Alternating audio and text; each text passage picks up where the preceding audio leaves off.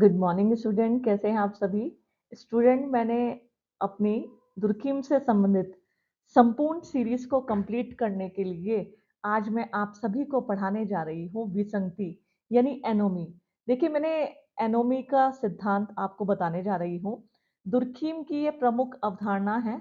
वैसे अगर हम बात करें, एनोमी का कारण स्वयं समाज होता है और वास्तव में एनोमी, जिसको हम हिंदी में बोलते हैं विसंगति, क्या है? देखिए, इसे आदर्श शून्यता भी बोलते हैं। और जब समाज में नियमहीनता होती है, नियमों का पालन नहीं किया जाता, जानबूझकर उनका उल्लंघन किया जाता है, तो व्यक्ति जब समाज के नियमों का जानबूझकर उल्लंघन करता है या उनका पालन नहीं करता है, तो एनोमी या विसंगति की समस्या जन्म लेती है। तो दुर्खीम ने इस सिद्धांत को विस्तार से बताया। खास तौर पर आपने अपने श्रम विभाजन के सिद्धांत से एनोमी की अवधारणा को विस्तार से बताया था। तो चलिए पढ़ते हैं दुर्खीम का विसंगति की अवधारणा या एनोमी की थ्योरी। स्टूडेंट, दुर्खीम की विसंगति की अवधारणा, देखिए, ये प्रमुख समाजशास्त्री आपका सिद्धांत है और समाजशास्त्र में आपके प्रमुख विचार हैं। ये समाजशास्त्र के संदर्भ में ये अवधारणा समाज में नैतिकता, देखिए यहाँ पे आप देख सकते हैं, मैं इसको पॉइंट आउट करती हूँ।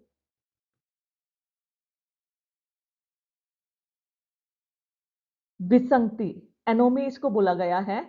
ये समाज में नैतिक दिशाहीनता, जिसे कहते हैं मोरल डीरेगुलेशन, और सामाजिक व्यवस्था के विघटन की स्थिति को समझाने के लिए उपयोग में की जाती है।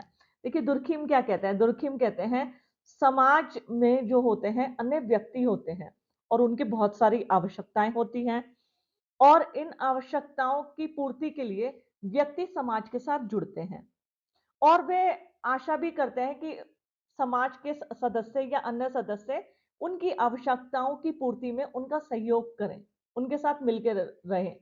और जब उनकी ये आशा पूरी नहीं होती कि समाज के व्यक्ति उनका सहयोग करें, उनकी आवश्यकताओं की पूर्ति हो, तब वो क्या करते हैं? निराश हो जाते हैं और कहीं ना कहीं में उनके बदले में उनके मन में हीन भावना या बदले की भावना का जन्म होता है।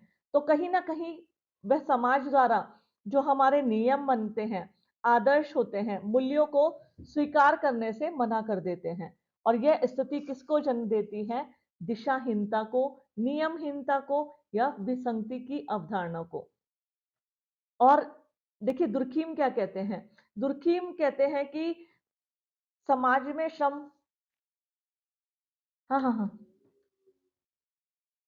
देखिए स्टूडेंट, जो एनोमी या विसंगति की अवधारणा है, अगर हम इसका ऐतिहासिक संदर्भ देखें, दुर्खीम ने ये कैसे लिया या कैसे ये अस्तित्व में आई। नियमहीनता तब से लेकर अब तक चलती है, लेकिन वास्तव में दुर्खीम को कब ये एहसास हुआ कि समाज में नियमहीनता की स्थिति है? देखिए, जब दुर्खीम ने एनोमी की अवधारणा को, जो हमारी इंडस्ट्रियल सोसाइटी थी, औद्योगिक समाज के विकास और उससे उत्पन्न सामाजिक परिवर्तनों को समझाने के लिए विकसित किया। देखिए, समाज में क्या है, बहुत सारे इंडस्ट्रियल समाज में दुर्खीम कहते हैं, जैसे इंडस्ट्रियल सोसाइटी थी, उनका जब विकास हुआ, विकास के जब जैसे-जैसे किसी चीज का विकास होता है, तो परिवर्तन जरूर होता है। तो उन्होंने क्या किया? विकास और उससे उत्पन्न परिवर्तन को समझाने के लिए विकसित किया कि क्या परिवर्तन हुआ है। देखिए, जब भी समाज में कोई नया बदलाव आता है, जैसे वैज्ञानिक क्रांति हुई, औद्योगिक क्रांति हुई, जब यूरोप में औद्योगिक क्रांति हुई, उद्योगों के लगने की प्रक्रिया में तेज गति में तीव्रता आई, तो कहीं ना कहीं उसका जो फर्क है लोगों के व्यवहारों पर भी पड़ा। देखिए, और कहीं ना कहीं ये व्यवहार सकारात्मक भी हो सकते हैं और नकारात्मक भी, जरूरी नहीं है। तो जो ये इफेक्ट पड़ा, तो उसी से कहीं ना कहीं ये विसंगति या एनोमी की जो अवधारणा है वो उभर कर आई। देखिए, यहाँ दुर्खिम ने बताया है, औद्योगिक क्रांति के बाद समाज में पारंपरिक मानदंडों और मूल्यों का पतन हुआ, जिससे सामाजिक व्यवस्था में अस्थिरता आई। यहाँ इसे मैं कुछ उदाहरणों से विस्तार से समझाऊंगी। देखो, उन्होंने, दुर्खिम ने बताया, जो इंडस्ट्रियल रेवोल्यूशन थी यानी औद्योगिक क्रांति, औद्योगिक क्रांति के बाद पारंपरिक मानदंडों और मूल्यों का पतन हुआ। सबसे पहले ये सोचने की आवश्यकता है कि ऐसा क्या हुआ औद्योगिक क्रांति के बाद कि उसमें उसने जो हमारे परंपरागत मानदंड और मूल्य थे उनका पतन हो गया, यानी उनका ह्रास हुआ, वो मिटने लगे, लोग उनको नहीं मानते थे। सबसे पहली बात, पहले हमारे समाज में सामाजिक व्यवस्था थी, कहीं न कहीं ग्रामीण समाज था। जब लोगों में शहरों में बड़े-बड़े इंडस्ट्रीज़ में काम करने के लिए आए, अपनी फैमिली को लेकर आए, ठीक है? तो कहीं न कहीं जब आए तो लोगों से उनका आत्मसात हुआ, नए-नए लोगों से संपर्क में आए। साथ ही साथ जब लोग काम करने आए, तो कहीं न कहीं आधुनिक शिक्षा, आधुनिक चिकित्सा पद्धति में संलग्न हो गए। वो अपनी सुख-सुविधाओं का उपभोग करने लगे और कहीं न कहीं वो अपने पारंपरिक मानदंड और मूल्यों, उनको भूलते गए। परिवार, विवाह, नातेदारी, रिश्तेदारों से जुड़ना, वो शहरों की चकाचौंध भीड़ में और कहीं न कहीं उद्योगों में इस प्रकार रम गए कि वो अपने परंपरागत मानदंड और मूल्यों को भूल गए। जैसे मैं भारत की बात करूँ, अगर हम भारत में देखें तो आज की तारीख में जो हमारी विसंगति या आदर्श शून्यता की स्थिति है, बहुत ज़्यादा है। आज हमारे पारंपरिक मानदंड और मूल्यों का पतन हो रहा है। लोग शहरों में जाकर बस गए। वहाँ अपने पहले क्या होता था, पूजा-पाठ होती थी, लोग भारी मात्रा में आते थे विवाह के अवसर पर, लेकिन आजकल छुट्टी ही नहीं है। अब पहले शादी विवाह, देखो ये फैक्ट है, बिल्कुल फैक्ट बात बताई थी।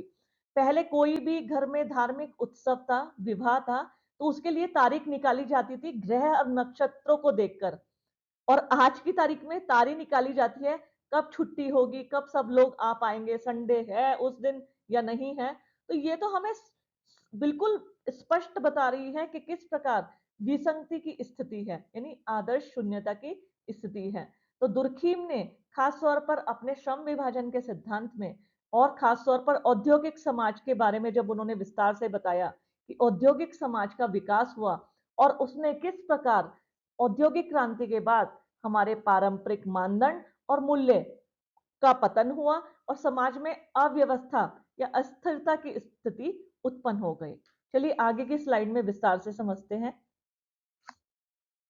स्टूडेंट, अब दुर्खीम ने बहुत विस्तार से, देखिए मैं इसको और मैंने विस्तार से बताया कि क्यों उन्होंने अपनी कौन सी किताबों में इसको यूज किया। देखिए, औद्योगिक समाजों में पारंपरिक मानदंड कमजोर पड़ गए, देखिए यहाँ लिख रखा है, पारंपरिक मानदंड कमजोर पड़ गए और नए सामाजिक नियम अभी स्थापित नहीं हुए थे। इस परिस्थिति में दुर्खीम इस परिस्थिति को दुर्खीम ने विसंगति या एनोमी कहा है। औद्योगिक समाज का विशेष रूप से आपने रेफरेंस दिया है। देखिए, मैंने जैसा कि बताया, दुर्खीम ने अपनी दो पुस्तकों को अपने इस सिद्धांत को समझाने के लिए, the division of labour in society, जो कि 1893 में प्रकाशित हुई थी, और द सुसाइड, जो कि 1897 में प्रकाशित हुई थी, आपने इस विस्तार से इस सिद्धांत की विवेचना की है। देखिए, श्रम विभाजन क्या है? दुर्कीम कहते थे कि श्रम विभाजन के कारण लोग अपनी आवश्यकताओं की पूर्ति करते हैं। कैसे पूरी करते हैं? सदस्य श्रम विभाजन के दौरान सदस्य एक दूसरे से संबंधित रहते हैं, बल्कि साथ ही साथ एक दूसरे की आवश्यकताओं की पूर्ति करते हैं। जैसे हम कहें कि जैसे मैं किसान के ऊपर निर्भर हूं, क्योंकि जो जिस गेहूं के बने की आटे की रोटी खाती हूँ, वो किसान ने खेत में उपजाई है, मैं बच्चों को पढ़ा रही हूँ। तो कहीं ना कहीं हम सभी लोग कार्य कर रहे हैं। कार्यों का बंटवारा, श्रम विभाजन किसे कहते हैं? कार्यों का बंटवारा, कार्यों को छोटे छोटे भागों में विभाजित कर देना। तो सभी लोग अपने अपने कार्यों में लगे हुए हैं। दुर्खीम कहते हैं कि श्रम विभाजन के दौरान जो व्यक्ति होते हैं, व्यक्ति आपस में बन जाते हैं, एक दूसरे की आवश्यकताओं की पूर्ति करते हैं और कहीं ना कहीं हमारे संबंध ऐसे हो जाते हैं, हम इनसे बहुत घुल मिल जाते हैं। लेकिन इसके परिणाम बुरे भी आ सकते हैं। वो कैसे? दुर्खीम कहते हैं कि जब लोग व्यक्ति उनकी आशाओं के अनुरूप आवश्यकताओं की पूर्ति में सहयोग नहीं करते। खासतौर पर आपने देखा होगा, बड़ी बड़ी फैक्ट्रियों में जब मजदूर हड़ताल करते हैं, तालाबंदी करते हैं, यानी जब उनकी आवश्यकताएं पूरी नहीं होती, उन्हें सहयोग नहीं मिलता, तो वो अपने स्वार्थ की पूर्ति में लग जाते हैं। इवन मैंने बहुत सारे एग्जाम्पल से आपको इसको बता सकती हूँ। ऐसे ऐसे केसेस सामने आते हैं, मैंने ऐसे ऐसे केस स्टडी पढ़ी है। बहुत से व्यक्ति को देखा गया कि अपराधी क्यों बने, ठीक है, खासतौर पर बच्चों के साथ बाल अपराध के दौरान बच्चों की जब आवश्यकताओं की पूर्ति नहीं होती, तो वो क्या करते हैं, वो गलत कार्यों में संलग्न हो जाते हैं। इसको मैं इस एग्जाम्पल से बता रही हूँ। छोटे छोटे बच्चे जो होते हैं, कहीं ना कहीं कुछ सामान खरीदना, मोबाइल से संबंधित, किसी से संबंधित, जब पेरेंट्स या अन्य व्यक्ति उनकी सहयोग नहीं करते, तो वो क्या करते हैं, चुपके से पैसे उठा लेना, गलत कार्यों में संलिप्त हो जाना। कहने का मतलब यही दुर्खीम का था कि श्रम विभाजन के दौरान व्यक्ति आपस में बंध जाते हैं और आपस में एक दूसरे की आवश्यकताओं की पूर्ति में सहयोग करते हैं। लेकिन जब व्यक्ति बहुत ज्यादा निर्भर हो जाता है और सामने वाले से सहयोग की अपेक्षा करता है और जब उसे सहयोग नहीं मिलता, तो कहीं ना कहीं वो क्या करता है, वो गलत कार्यों में संलिप्त हो जाता है। वो अपने स्वार्थों की पूर्ति में, अपने हित की पूर्ति में लग जाता है और यहीं आदर्श विहीनता की या नियमहीनता की स्थिति उत्पन्न हो जाती है। और इसे ही दुर्खीम ने विसंगति की अवधारणा बोला है। इसे ही दुर्खीम ने एनोमी बोला है, एक ऐसी स्थिति जिसमें जिसको दुर्खीम ने नियमहीनता बोला है। स्टूडेंट, दुर्खीम ने विसंगति की परिभाषा भी दी है।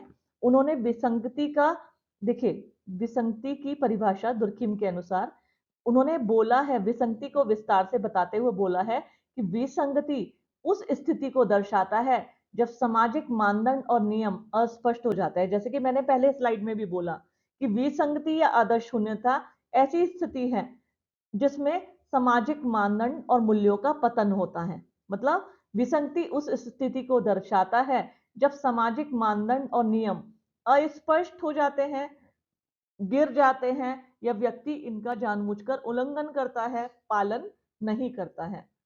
ठीक है। नेक्स्ट है इसमें व्यक्ति को समाज से स्पष्ट मार्गदर्शन नहीं मिलता। यहां आया है, ये मार्गदर्शन ना बोलकर मैं तो कहूंगी व्यक्ति को समाज से स्पष्ट सहयोग नहीं मिलता जिसकी वो उम्मीद समाज से करता है। देखिए उसमें क्या होता है, व्यक्ति जो अपने सहयोग की अपेक्षा करता है, ठीक है, उस सहयोग उसका सामने वाला व्यक्ति जब नहीं करता, तो वो अपनी स्वार्थ पूर्ति में लग जाता है, चाहे गलत कार्य के माध्यम से करे चाहे सही से। तो ऐसे में व्यक्ति को समाज से स्पष्ट मार्गदर्शन नहीं मिलता, सामाजिक नियंत्रण तंत्र कमजोर पड़ जाता है। देखिए जो हमारा सोशल कंट्रोल है, यहाँ वो शिथिल हो जाता है या उसका असर व्यक्ति पर नहीं पड़ता, सामाजिक नियंत्रण तंत्र कमजोर पड़ जाता है। किस लिए? क्योंकि व्यक्ति जब नियमों को नहीं मानता, वो समाज को से अपने आप को कटा हुआ महसूस करता है, समाज के नियमों पर चलता नहीं है, तो कहीं ना कहीं सामाजिक नियंत्रण तंत्र जो होता है वो कमजोर पड़ जाता है। दुर्खीम ने इसे सामाजिक रोग, जो सोशल डिजीज जिसे कहा है, ध्यान देना, very very important for your exam, social disease. Durkheim जो थे उन्होंने इसे सोशल डिजीज के रूप में देखा। देखिए डिजीज मतलब रोग, स्किन डिजीज या हेयर डिजीज, या हम कोई बहुत सारे रोगों को देखते हैं, ऐसे ही दुर्खीम ने इसे सोशल डिजीज बोला, यानी समाज का रोग। जैसे आप देखते हैं भ्रष्टाचार, रिश्वतखोरी, जमाखोरी, जो करप्शन है, ये सब डिजीज के रूप में भी देखे जाते हैं। तो वास्तव में विसंगति या आदर्श शून्यता की स्थिति को भी एमएल दुर्खाइम ने सोशल डिजीज के रूप में देखा, जो समाज में अस्थिरता और नैतिक शून्यता का कारण बनता है।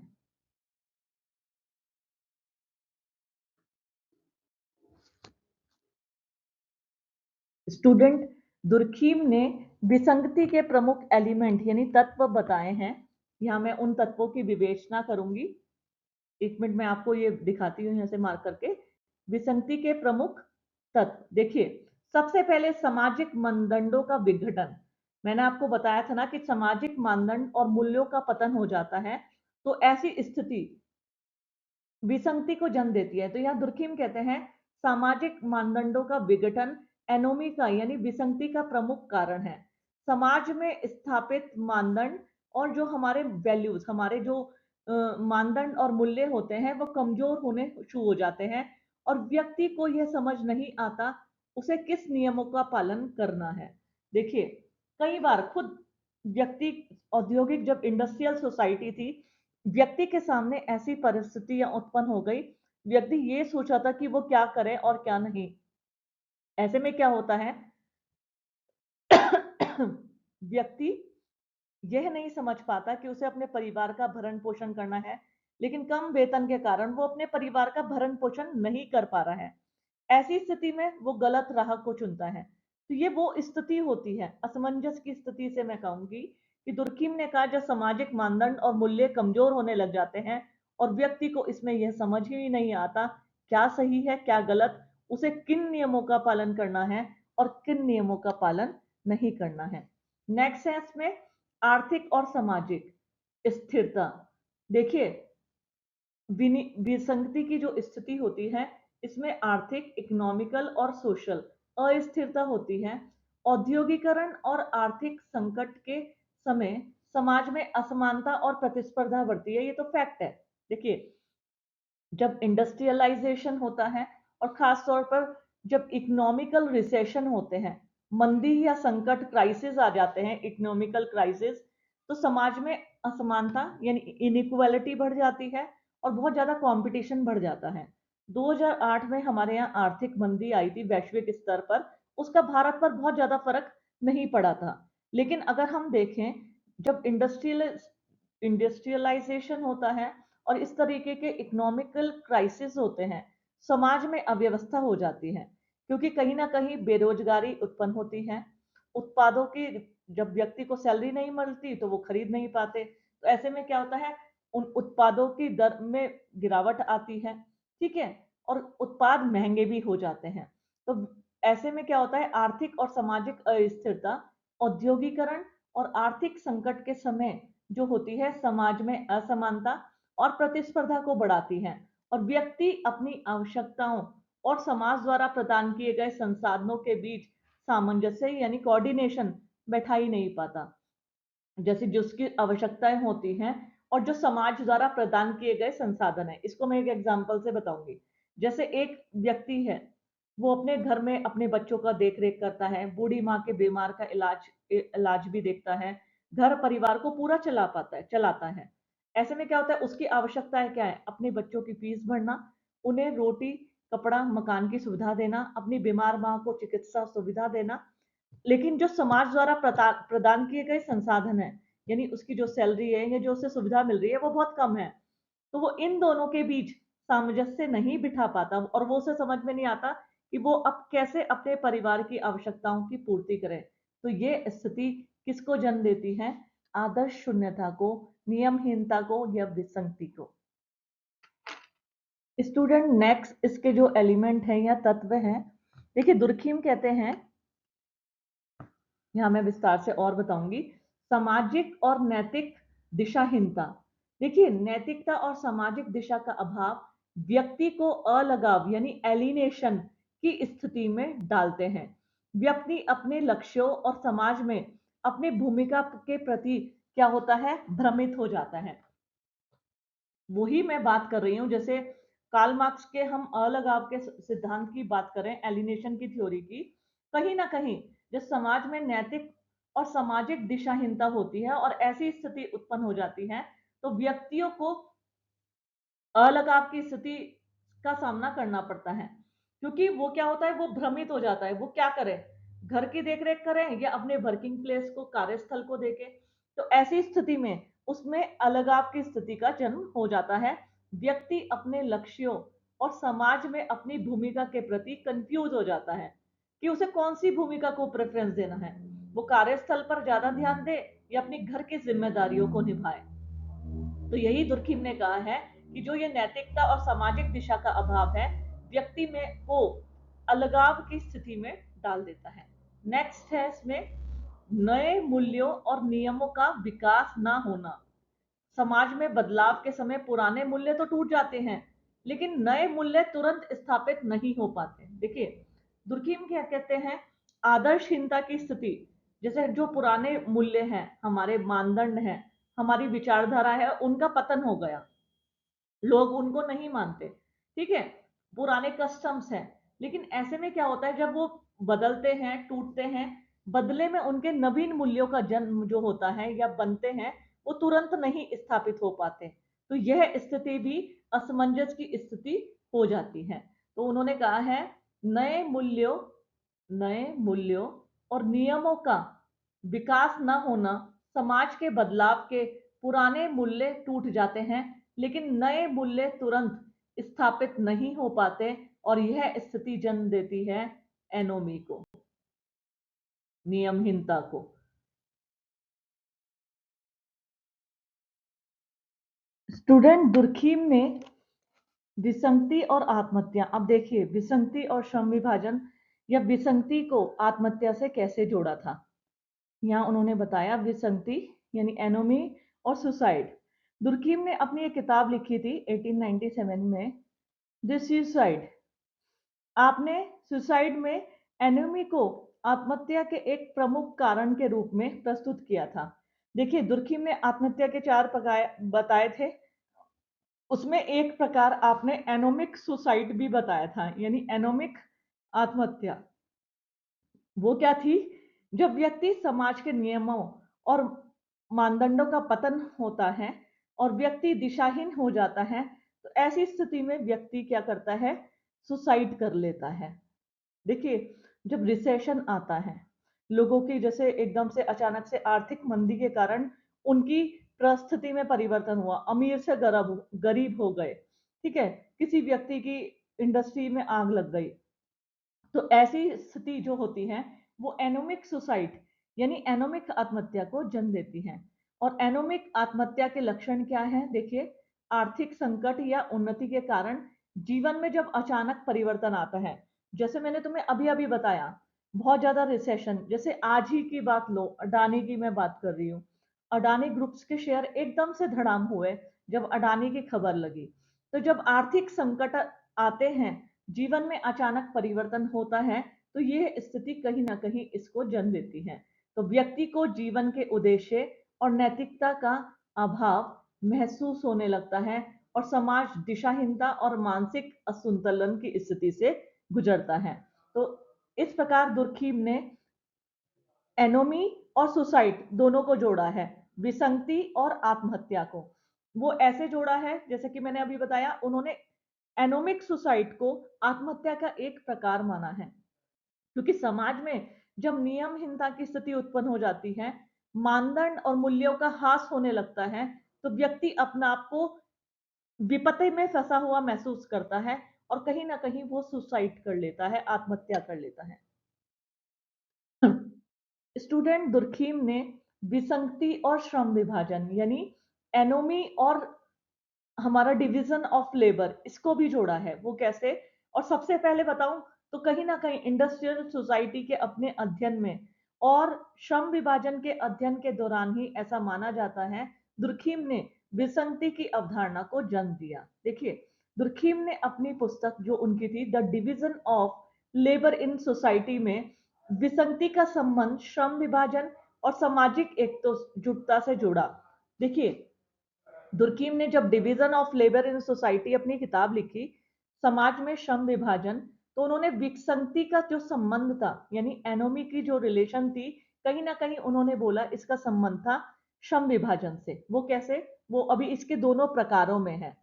जो सामाजिक एकता की बात करते हैं, दुर्कीम ने कहीं ना कहीं अपने श्रम विभाजन के सिद्धांत में दो प्रकार की एकता बताई थी, एक तो यांत्रिक एकता और एक जैविक एकजुटता, जैविक एकता, जिसे ऑर्गेनिक सॉलिडेरिटी बोलते हैं। तो यांत्रिक एकजुटता जो मैकेनिक सॉलिडेरिटी बोलते थे, जिसमें यांत्रिक बोलते हैं यंत्रवत।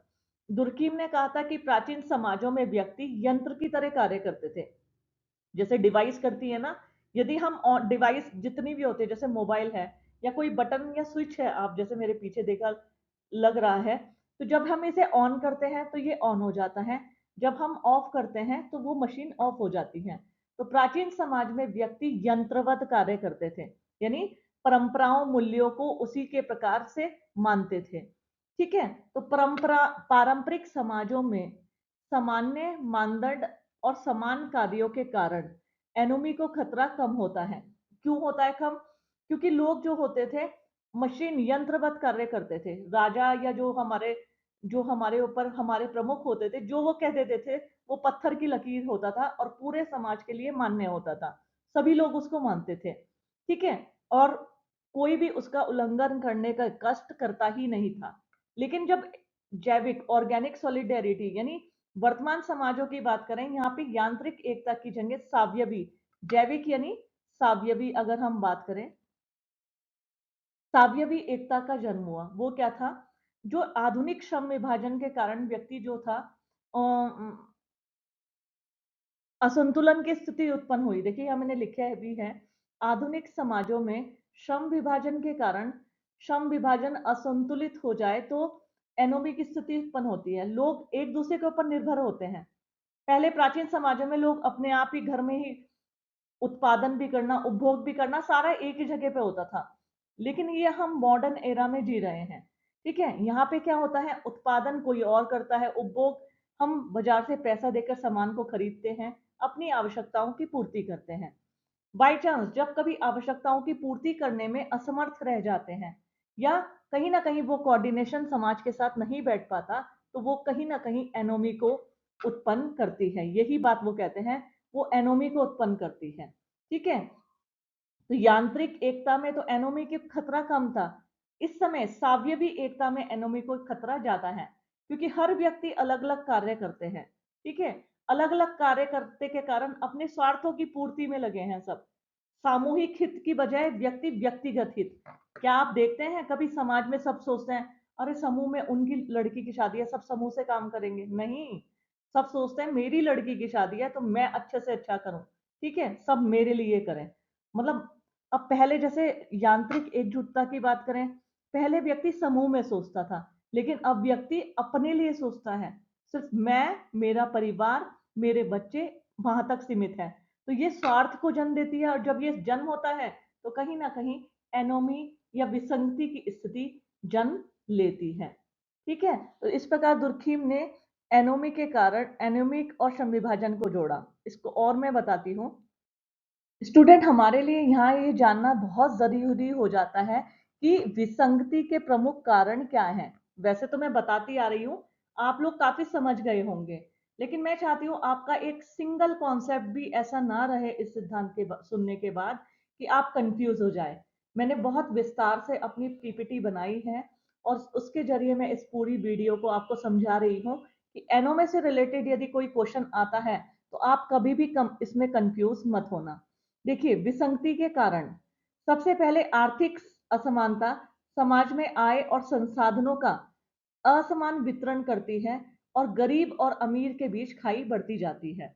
सबसे बड़ा कारण एनोमी का यही है और यही औद्योगिक समाजों की देन है। देखिए, हम जिस समाज में रहते हैं कहीं ना कहीं आर्थिक असमानता है। वो कैसे? कोई अमीर है, कोई गरीब है, किन्हीं लोगों को हम मिडिल क्लास बोलते हैं।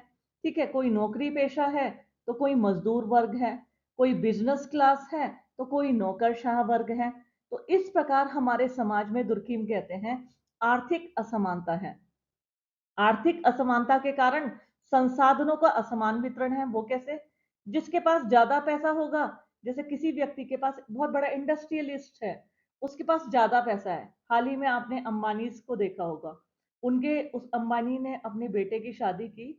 वो शादी उसने कई माह तक की, 1 साल से शादी चली आ रही थी, क्योंकि अथाह पैसा था। उस प्रकार से उसने अपने पैसों का दिखावा करके संसाधनों पे अपना आधिपत्य जमाया।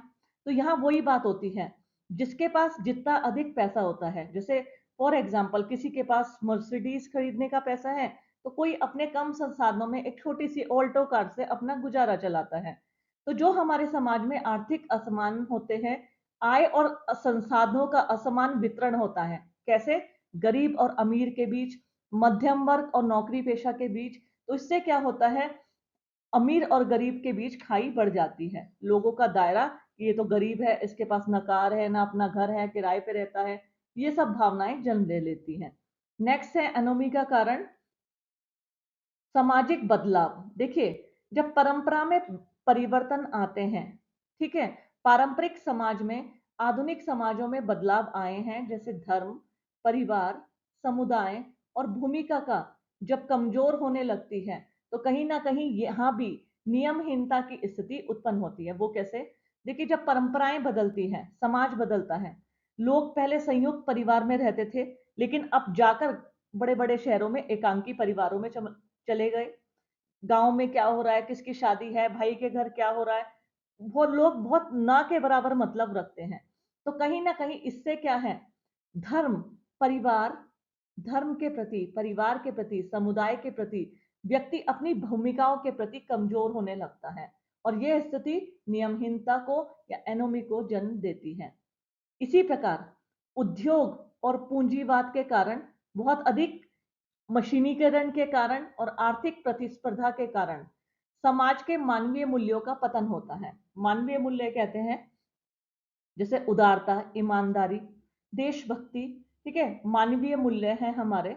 जैसे हम किसी के प्रति लिबरल हो जाए, उदार हो जाए, हमारे पास दो रोटी है तो एक दूसरे को दे दे और दूसरा भी खुश रहे, मैं भी खुश रहूं। लेकिन आज ऐसा नहीं है। आज मानवीय मूल्य तो खत्म ही होते जा रहे हैं और समाप्ति के कगार पर ही है। लोग स्वार्थ पूर्ति के लिए लगे हैं। आज यदि कोई कार्य करता है तो वो अपने अपने परिवार की स्वार्थ पूर्ति में लगा है। शिक्षा बहुत बड़ा बिजनेस बन गई है। पहले शिक्षा का माध्यम था, गुरुकुल के माध्यम से शिक्षा दी जाती थी, और आज क्या है, व्यवसायीकरण हो गया है शिक्षा का। जितने ऊंचे संस्थान होंगे उतनी ऊंची उसकी फीस होगी, और वहां पढ़ने वाले बड़े बड़े घरानों के बच्चे होंगे। आज हम जिस सिस्टम में मैं बैठी हूँ, देखिए गवर्नमेंट सिस्टम की बात, कहीं ना कहीं मानवीय मूल्यों का ह्रास हो रहा है, पतन हो रहा है। वो कैसे हो रहा है? शिक्षक खुद अपने प्रोफेशन के प्रति समर्पित नहीं है। बच्चे अपने दायित्वों को समझ नहीं रहे हैं, क्लास तक पहुंच नहीं रहे हैं। फीस कम है तो जिस कारण वो महाविद्यालयों तक कम आते हैं। आज यही फीस बहुत ज्यादा होती और यही कंपटीशन के माध्यम से प्रवेश होते, तो देखिए सारे बच्चे नियमित रूप से कक्षा अटेंड करते। तो कहीं ना कहीं जो ये इंडस्ट्रियलाइजेशन हुआ, चाहे चिकित्सा हो चाहे शिक्षा हो, इनका कमर्शियलाइजेशन होता जा रहा है, व्यवसायीकरण हो गया है। अब ये मुनाफे के उद्योग माने जाते हैं। पहले जो हम शिक्षा को कहते थे कि गुरुकुल पद्धति है, अब ये गुरुकुल पद्धति नहीं है। अब तो ये मुनाफे का सौदा माना जाता है कि जितना ऊंचा संस्थान होगा उतना अधिक फीस होगी और उतना ज्यादा मुनाफा होगा। तो कहीं ना कहीं उद्योगों ने, पूंजीवाद ने, बहुत अधिक मशीनीकरण ने, और जो हमारे इकोनॉमिकल कंपटीशन है, इसने मानवीय मूल्यों का पतन कर दिया है। अब हम अपने अपने स्वार्थों की पूर्ति में लग गए हैं, और स्वार्थ पूर्ति के कारण कहीं ना कहीं जो ये स्थिति होती है, ये है इसका सबसे प्रमुख एनोमी, आदर्श शून्यता। नेक्स्ट है हमारी जो आशाएं होती हैं और वास्तविकता, हमारे अंतर व्यक्ति की इच्छाएं असीमित हो जाती है, और ये फैक्ट भी है। जैसे हम खुद जॉब में आते हैं, हम सोचते हैं हम एक अच्छा घर बनाएं, गाड़ी लें, हमारे बच्चे अच्छे संस्थानों में पढ़ें, ऊंची शिक्षा प्राप्त करें, हम उनकी फीस दे सकते हैं। तो कई बार क्या होता है, जब व्यक्ति के अंदर असीमित इच्छाएं होती हैं, तो कहीं ना कहीं असीमित इच्छाएं होने के कारण और संसाधनों की सीमित उपलब्धता होने के कारण, देखो संसाधनों की सीमित उपलब्धता है। मैं सोचने लगूं मैं अपने बेटे का एडमिशन बहुत ऊंचे संस्थान में कराऊंगी, ठीक है, फिर मैंने देखा फीस 50 लाख रुपए, नहीं, इतना तो मेरी 5 साल की सैलरी मिला के भी नहीं होगी। तो फिर मैं सोचती हूँ नहीं, ये मैं नहीं ले पाऊंगी। तो कहीं ना कहीं बहुत अधिक इच्छाएं रखना, किसी की चीज के प्रति बहुत अधिक मन रखना जिसे हम पूरा नहीं कर पाते, तो ये भी एनोमी या नियमहीनता को जन्म देती है।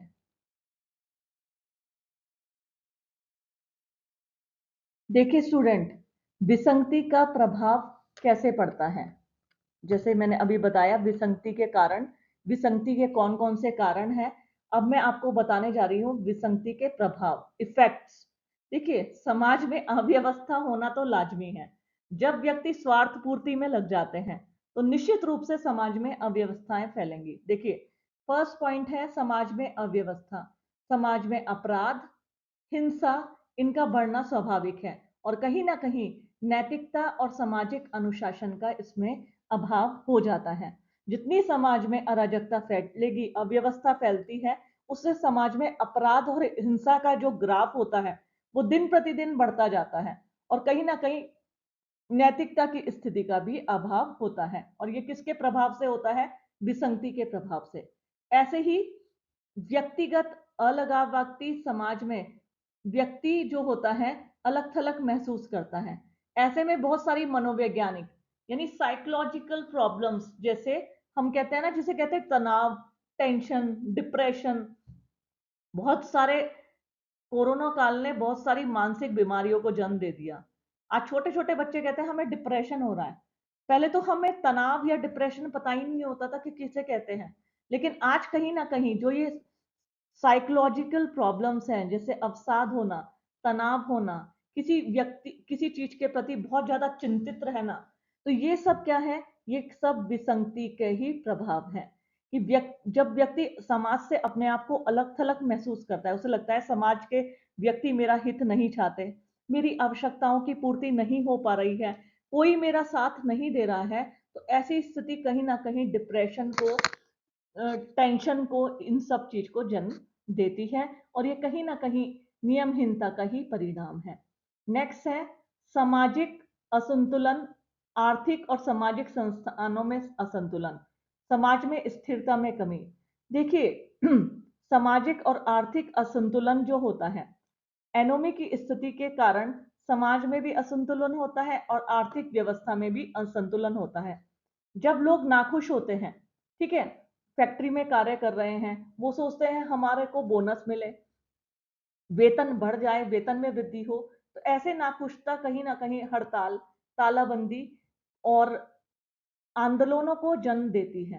तो जब ये ऐसी चीज समाज में घटित होने लग जाती है, तो समाज में सामाजिक असंतुलन और आर्थिक असंतुलन की स्थिति जन्म लेती है, और सामाजिक संस्थान जितने भी सोशल इंस्टीट्यूशन होते हैं, उनमें भी असंतुलन उत्पन्न होता है, और समाज में अस्थिरता आ जाती है। बेरोजगारी, महंगाई, निर्धनता, अपराधों का ग्राफ बढ़ना, ये सब समस्याएं उत्पन्न हो जाती हैं।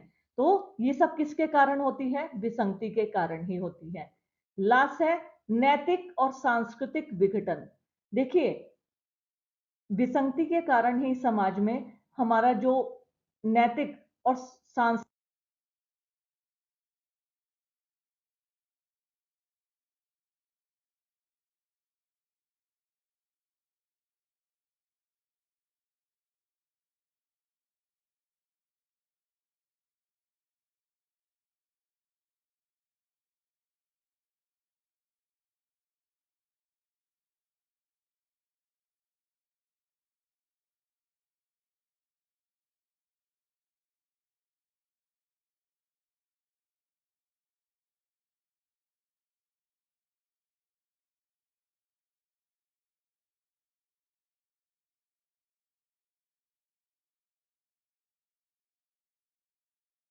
स्टूडेंट, अब हम आधुनिक समय में यदि विसंगति की बात करें, यानी आज के समय में विसंगति कितनी प्रासंगिक है, तो देखिए, कई बार जब हम एग्जाम देते हैं, एग्जामिनेशन का जो पैटर्न होता है, जैसे यूजीसी नेट है या अन्य एग्जाम है, अब उसमें कॉन्सेप्चुअल पूछा जाता है, जो मैं हर बार आप लोगों से कहती हूँ।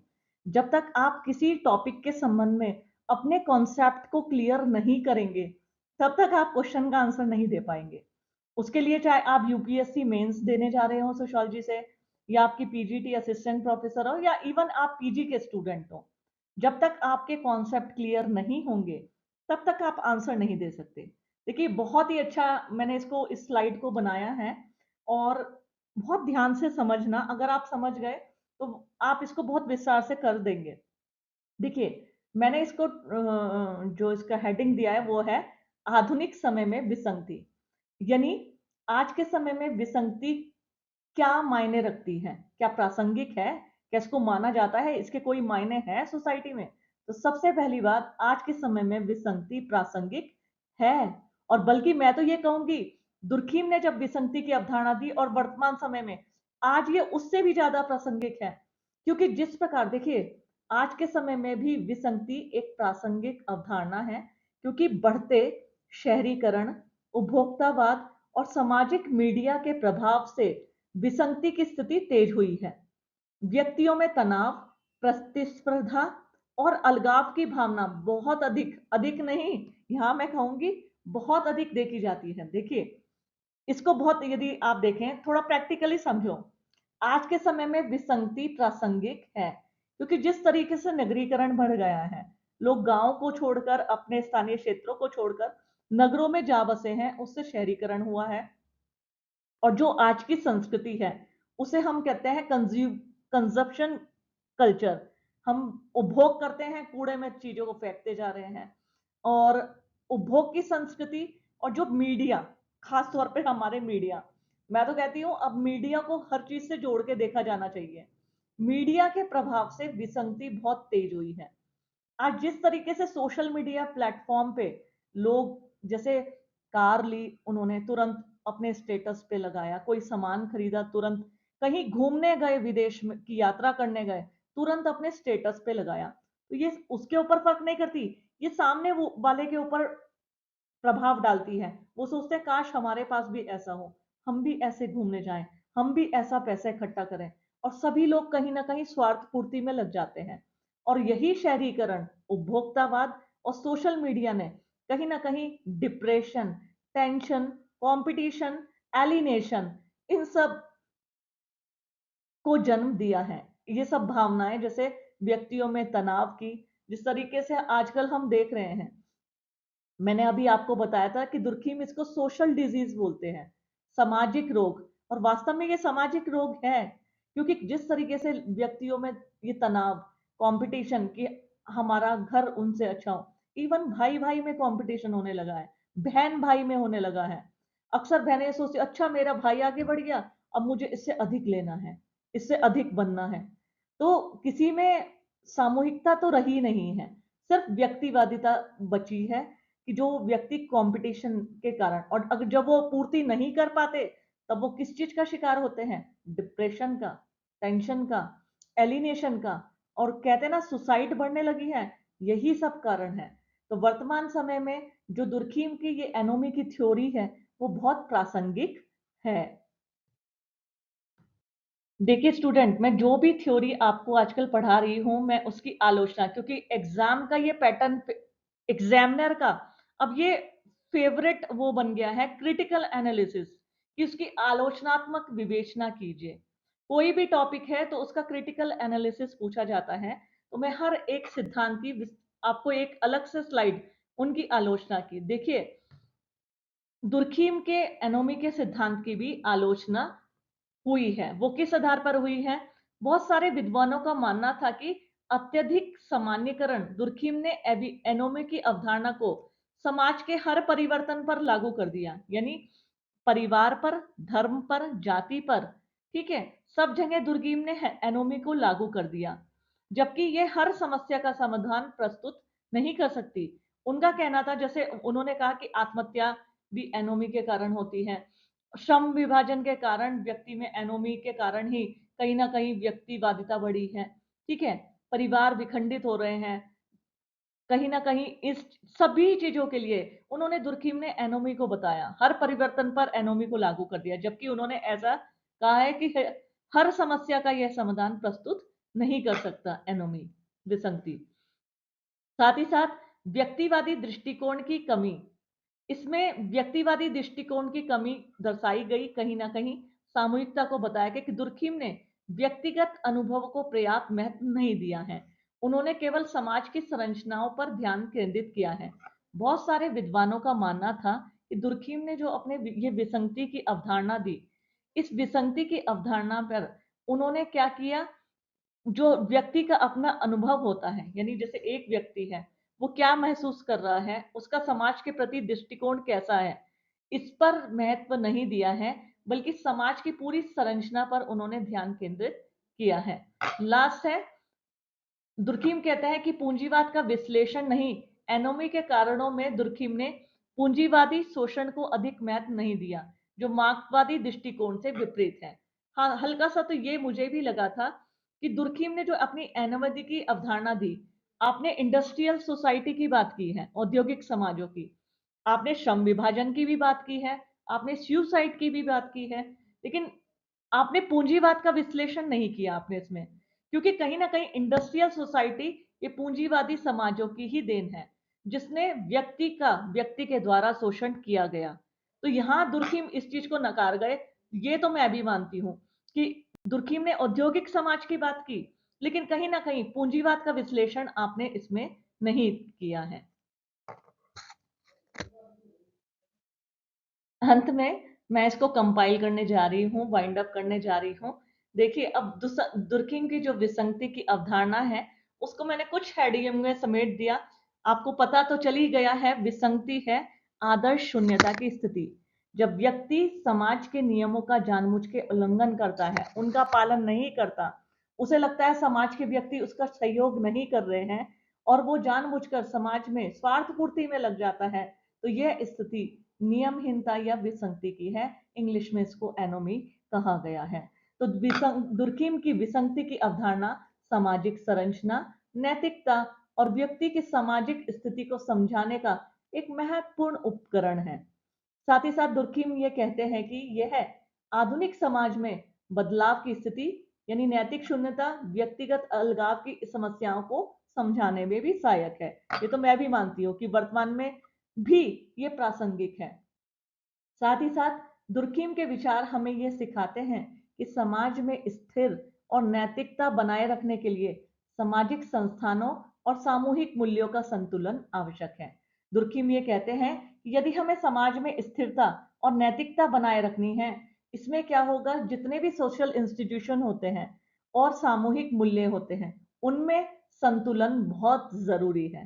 तो स्टूडेंट, ये मैंने दुर्कीम के एनोमी की थ्योरी को और मैंने दुर्कीम के पूरा बायोलॉजिकल स्केच से लेके सारी थ्योरीज को विस्तार से पढ़ाया है।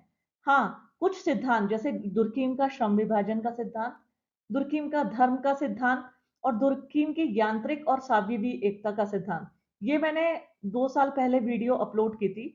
आप मुझे कमेंट बॉक्स में मैसेज करके बताना, क्या मैं इसे मॉडिफाई करके फिर से वीडियो बना के अपलोड करूं या आप पुरानी वीडियो से पढ़ लोगे। तो ये मुझे जरूर बताना, क्योंकि जिससे मुझे, अगर आपको ये वाला पैटर्न अच्छा लगा है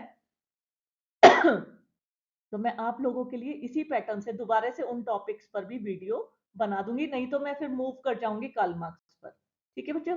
ओके, फीडबैक जरूर देना। Thank you so much.